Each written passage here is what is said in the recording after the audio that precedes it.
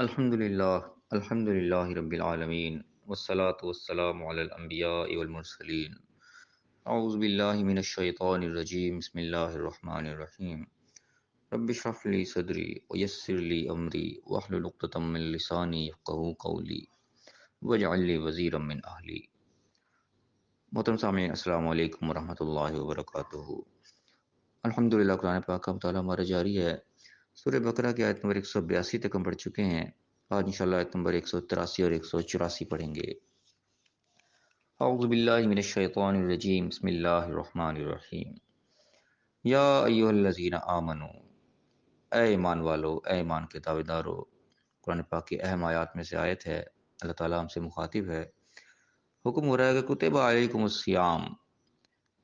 تم پر روزے لکھ دیے گئے، فرض کر دیے گئے، کما کتب علی الذین من قبلکم لعلکم تتقون، جس طرح تم سے پہلے لوگوں کو فرض کر دیے گئے تھے تاکہ تم تقوی اختیار کرو۔ یہ اس کا عام طور پر ترجمہ جو کیا جاتا ہے کتب علیکم الصیام، کہ تم پر روزے فرض کر دیے گئے۔ اس سے پہلے بھی ہماری بات ہوئی پچھلی آیات کے اندر کہ کتبہ کے معنی ڈائریکٹلی اصل میں فرض کر دینا نہیں ہے۔ کتبہ کے معنی اصل میں لکھ دینے کے ہوتے ہیں، کہ لکھا ہوا تمہارے پاس، ریٹن آرڈر ہے تمہارے پاس اس چیز کا کہ روزے رکھے جائیں، جیسے تمہارے پہلے لوگوں کے پاس ایک ریٹن آرڈر موجود تھا، لکھا ہوا تھا، تاکہ تم تقوی اختیار کرو۔ تو یہ کتبہ کا معنی اصل میں لکھا ہوا ہونا ہے، فرض ہونا اس میں نہیں ہے، کہ یہ آیت فرضیت کے لیے نہیں ہے میرے نزدیک۔ فرض کرنے کے لیے سب نے پہلے بھی پڑھ چکے کہ فرض کا لفظ اللہ تعالیٰ قرآن میں موجود ہے۔ فرض اللہ کے الفاظ ہوتے ہیں، فریضہ کے الفاظ ہیں، تو یہ فرض کرنا، مقرر کر دینا، قرآن میں اللہ تعالیٰ سے اس کے لیے لفظ فرض ہی موجود ہے، فرض کا لفظ اللہ نے قرآن میں استعمال کیا ہے۔ کتبہ کے لفظ کے مراد فرض لینا، کہ تم پر فرض کر دیے گئے، یہ آیت روزوں کی فرضیت کی ہے، یہ میرے نزدیک تھوڑی سی غلط فہمی ہوتی ہے۔ جو فرضیت کی آیت ہے وہ آگے انشاءاللہ آیت نمبر 185 آئے گی، اس میں اللہ تعالیٰ نے حکم دیا ہے کہ جب رمضان کا مہینہ تم میں سے پائے تو پھر روزے رکھے، وہاں پہ حکم ہے۔ اصل میں فرضیت کی آیت وہ ہے، یہاں پہ ایک اطلاع دی جا رہی ہے کہ تمہارے پاس ایک ریٹرن آرڈر موجود ہے، ریٹرن آرڈر جو ہے وہ آیت نمبر 185 کے اندر ہے۔ تو یہاں پہ یہ بات ہو رہی ہے کہ اللہ تعالیٰ فرما رہا ہے کہ ایمان والو، تم پر روزے لکھے ہوئے ہیں، تمہارے پاس ریٹرن آرڈر موجود ہے روزوں کا، جیسے تمہارے پہلے لوگوں پر تھا، لعلکم تتقون، تاکہ تم تقوی اختیار کرو۔ اصل مقصد جو روزے کا وہ یہ بتایا جا رہا ہے کہ روزہ کیوں رکھوایا جا رہا ہے، تاکہ انسان کے اندر تقوی، پرہیزگاری، ایک اللہ کا خوف، جو اللہ کا ڈر، وہ پیدا ہو۔ اور کیسے پیدا ہوتا ہے یہ، یعنی کہ بڑے اچھے پریکٹیکل اس چیز کے اندر ہوتا ہے روزے میں، کہ روزہ ایک ایسی چیز ہے جو کوئی اللہ اور بندے کے درمیان ہے، کسی کو نہیں پتا، کوئی بندہ دیکھ کے نہیں بتا سکتا اس نے روزہ رکھا ہوا یا نہیں رکھا ہوا۔ نماز انسان ادا کر رہا ہے، دور سے پتہ رہتا ہے ہاں نماز ادا ہو رہی ہے، کوئی بندہ زکوٰۃ ادا کر رہا ہے، جو کر رہا ہے، حج کر رہا ہے، جو بھی ہے، ان میں ظاہری طور پہ پتہ لگ جاتا ہے، عام بندہ دیکھتے ہوئے پتہ لگتا ہے ہاں یہ حج کر رہا ہے، یہ نماز پڑھ رہا ہے، سارا کچھ کر رہا ہے۔ لیکن روزہ ایک ایسی چیز ہے، چلتا پھرتا بندہ چلا جا رہا ہے، کوئی بندہ نہیں بتا سکتا اس نے روزہ رکھا ہوا یا نہیں رکھا ہوا۔ انتہائی ایک رازداری کی چیز ہے جو اللہ اور بندے کے درمیان ہے، اور کی حفاظت بھی انسان ایسے کرتا ہے کہ انسان کہیں بھی خلوت میں اکیلے سے اکیلا نہا رہا ہے، غسل خانے میں کوئی اس کو نہیں دیکھ رہا، پانی اس کے اوپر نیچے موجود ہے، منہ میں کلی بھی کر رہا ہے، سارا کچھ کر رہا ہے، لیکن مجال ہے جو ایک قطرہ بھی اپنے حلق سے نیچے اتار لے، کیا اس کے دل میں خوف ہوتا ہے؟ یہی خوف ہوتا ہے کہ اللہ مجھے دیکھ رہا ہے، اس کو پتہ لگ جائے گا، ایک قطرہ ہی میرا حلق سے نیچے چلا گیا، اللہ کو تو پتہ لگ جائے گا۔ صرف اس خوف سے وہ ایک قطرہ بھی انسان جو اپنے اندر نہیں جانے دیتا، یہ یعنی کہ وہ تقویٰ کا ایک انتہائی درجہ ہے جو اس روزے کے اندر پورا ہوتا ہے، کہ انسان کے اندر تقویٰ آ جاتا ہے، کچھ کسی کا احساس اس کے اندر زندہ ہو جاتا ہے کہ اللہ تعالیٰ مجھے دیکھ رہا ہے، میں چاہے جتنے بھی کونے کے اندر بھی گھس گیا ہوں، بند کمرے کے اندر بھی آ گیا ہوں، میں کلی کر رہا ہوں، کچھ بھی کر رہا ہوں، ایک قطرہ بھی چلا گیا تو اللہ کو پتہ لگ جائے گا۔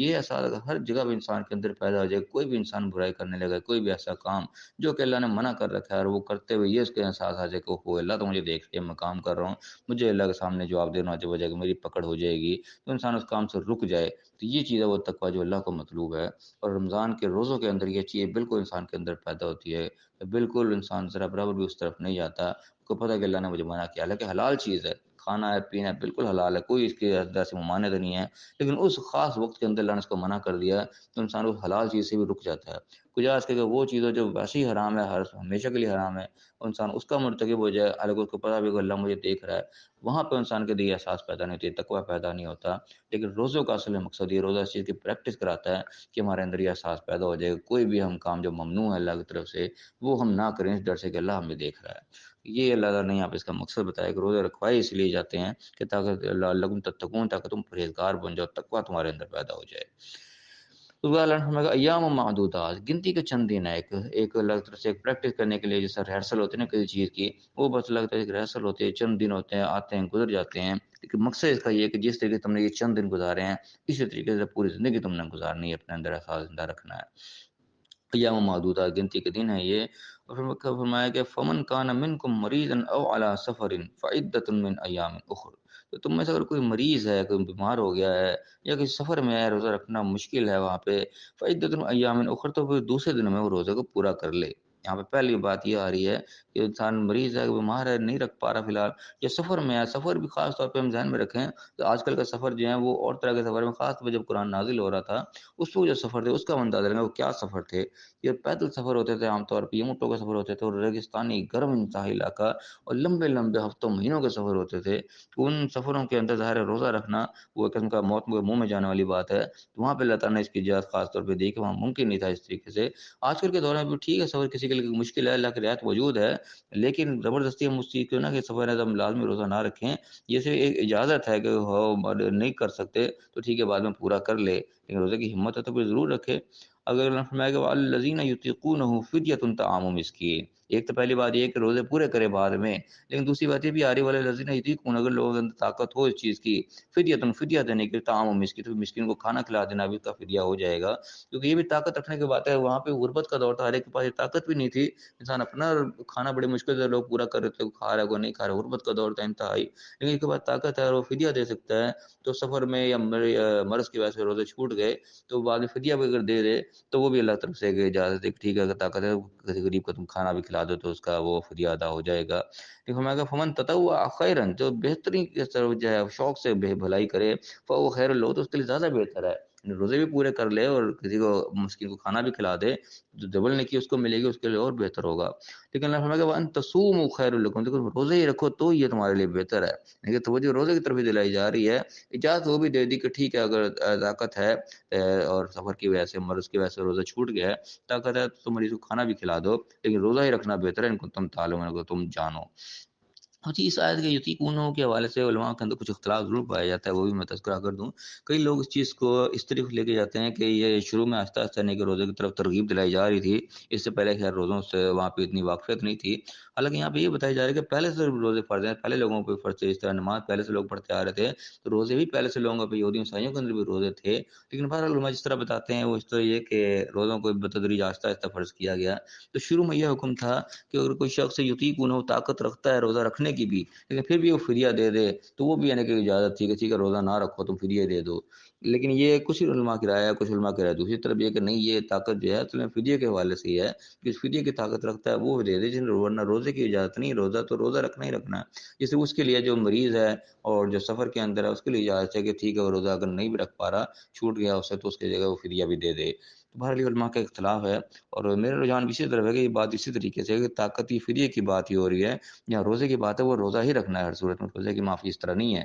اور سفر کے اندر مرض کے اندر بھی اللہ نے اور روزے کو بعد میں پورا کرنے کا کہ تم بعد میں وہ دن پورے کرو جو تم سے چھوٹ گئے۔ ہاں اگر طاقت ہے فدیہ بھی دے سکتے ہو تو فدیہ دے دو، دونوں کام بھی کر سکتے ہو۔ تو بہرحال اس کے اندر علماء کا اختلاف ہے۔ تو بہرحال سچ بات جو ہمارے سمجھنے کے لائق ہے وہ ہم ان میں دیکھ لیں کہ پہلی بات اللہ نے یہاں پہ بتائی ہے کہ روزہ رکھنے کی اللہ تعالیٰ نے ایک وجہ بتائی کہ روزہ کیوں فرض کیا گیا، لعلکم تتقون، تاکہ تقویٰ تمہارے اندر پیدا ہو جائے۔ تقوی کا ہم باقاعدہ پریکٹیکل دیکھتے ہیں کہ تقویٰ کیسے روزہ پیدا کرتا ہے، لیکن یہ صرف چند دنوں کے لیے نہیں ہے، یہ تقویٰ ہمارے اندر پوری زندگی کے لیے پیدا ہونا چاہیے کہ ہر کام جو ہمیں اللہ کی طرف سے منع ہے جب وہ ہم کام کرنے لگیں تو یہ چیز ہمیں جو ہے روزے کی طرح ہمیں روک دے گا، یہ قطرہ جس طرح پانی ہمارے حلق کے اندر نہیں جاتا کہ اللہ ہمیں دیکھ رہا ہے ہماری پکڑ ہو جائے گی، اس طرح ہر کام جو ممنوع ہے وہ ہمارے سے سرزد نہ ہو، ہم رک جائیں اسی احساس کے ذریعے کہ اللہ ہمیں دیکھ رہا ہے، ہماری پکڑ ہو جائے کہ ہم نے یہ کام کیوں کیا۔ اس کو اللہ نے بتایا کہ چند دن ہے، تو پھر سفر میں مرض میں ہو جو اس میں اللہ نے اجازت دی کہ بعد میں روزے پورے کر لے اور رمضان کے روزے اس وقت نہ رکھے، اور اگر طاقت ہے تو پھر وہ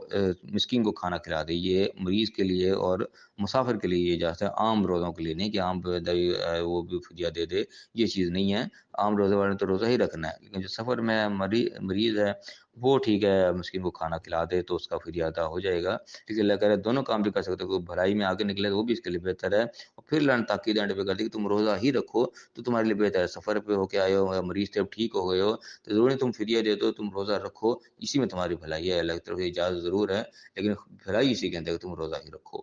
تو اللہ تعالیٰ ہمیں صحیح سمجھنے کی، صحیح عمل کرنے کی توفیق عطا فرمائے۔ جو بھی اللہ تعالیٰ نے عبادت اور جو چیزیں ہم پر حکم دی ہیں وہ باقاعدہ حکمت کے تحت ہیں، کہ فضول ہے، کوئی مشقت ہم پر نہیں ڈالی، اس کے اندر حکمت بھی ہے، تو اللہ تعالیٰ اس حکمت کو بھی حاصل کرنے کی توفیق عطا فرمائے۔ یہ نہ حکم ٹھیک ہے بھوکے پیاسے رہ کے روزہ رکھ رہے ہیں، لیکن اس کی جو حکمت پوشیدہ ہے، جو تقویٰ پیدا ہونا چاہیے وہ ہمارے اندر پیدا نہیں ہو رہا، تو ٹھیک ہے ثواب تو ہمیں مل جائے گا، لیکن جو اثر و مقصد ہے وہ حاصل نہیں ہو پائے گا۔ تو اللہ تعالیٰ ہمیں صحیح مقصد کو بھی حاصل کرنے کی توفیق عطا فرمائے اور دنیا آخرت دونوں جگہ کامیاب فرمائے، آمین۔ وآخر دعوانا ان الحمد للہ رب العالمین۔